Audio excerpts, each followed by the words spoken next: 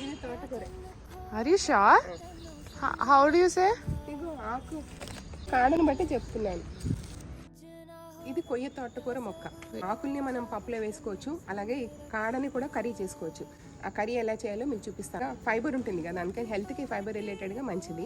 Clean చేసిన తోటకాళ్ళు and తోటకూర. తోటకాళ్ళ కర్రీకి కావాల్సినవి తోటకాళ్ళు, ఉల్లిపాయ, పచ్చిమిర్చి, కరివేపాకు, కొద్దిగా చింతపండు, ఉల్లిపాయ, కరివేపాకు. ఉల్లిపాయలు వేగిన తర్వాత దీంట్లో కారం వేసాను. ఉప్పు, కారం, పసుపు వేసి కొంచెం వేగిన తర్వాత నీళ్ళు పోయాలి. ముక్కలు మెరిగిన తర్వాత నీళ్ళు పోయాలి. ఇలా తోటకాళ్ళు ఉడికినాయో లేదో చూసుకొని తర్వాత దాంట్లో చింతపండు పులుపు వేసేయాలి. కంప్లీట్ అయిపోయిన కర్రీ.